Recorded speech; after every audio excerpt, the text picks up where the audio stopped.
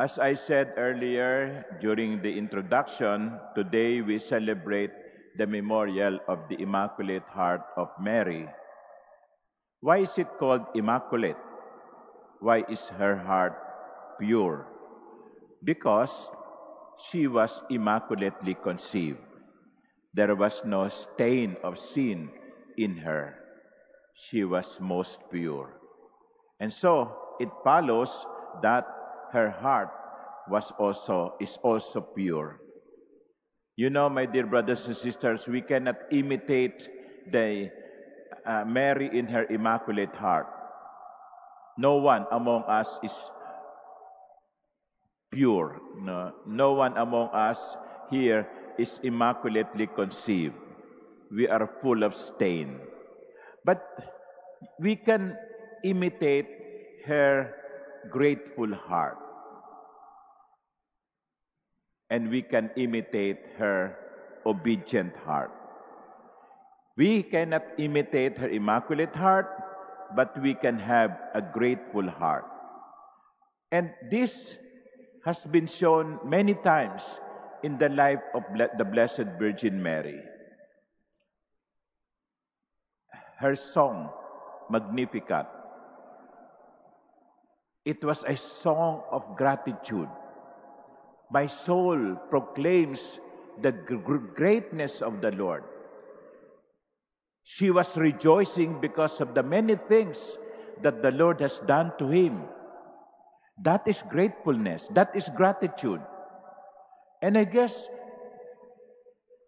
all we have to do is look back in our lives and we will find the many times that God has done marvelous things in us. Many times we have been blessed. Many times graces have been poured on us. And so, like Mary, we must always be grateful. Isang pusong marunong magpasalamat. Hindi isang pusong sobra ang sense of entitlement. Dapat lang ibigay ito ng Diyos sa akin. Kasi nagsisimba ako, nagdarasal ako, nagbibigay ako sa simbahan. No. Everything given to us is out of the goodness of the Lord. And all we have to do is to be grateful. Gratitude. We cannot have an immaculate heart, but we can have a grateful heart. The second is, we can have an obedient heart. Isang pusong masunurin sa kalooban ng Diyos. In the gospel, there was a little bit of irritation in the part of the Blessed Virgin Mary. Son, why have you done this to us? Your father and I have been looking for you with great anxiety. Kahapon sa reflection, sabi ko, dahil mahal mo, hahanapin mo. Mahal nila si Jesus, kaya't hinanap nila si Jesus nung hindi nila matagpuan sa kanilang paglalakbay. But then, Jesus said something that Mary pondered in her heart. Why are you looking for me? Did you not know that I must be in my Father's house? They did not understand that. And that is why Mary pondered these things in her heart.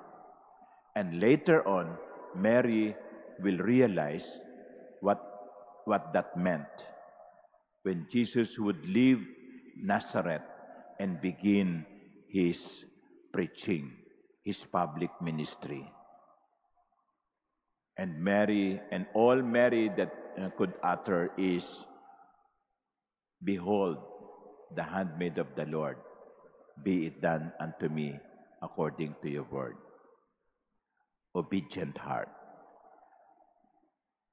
Sa maraming pagkakataon, mga kapatid, merong nangyayari sa buhay natin na kuminsan ay hindi natin maintindihan. May mga tanong tayo sa buhay. Pero katulad ni Maria, sana lagi nating masabi, narito ang alipin ng Panginoon. Maganap nawa sa akin ayon sa wika mo. Grateful heart, obedient heart. Amen.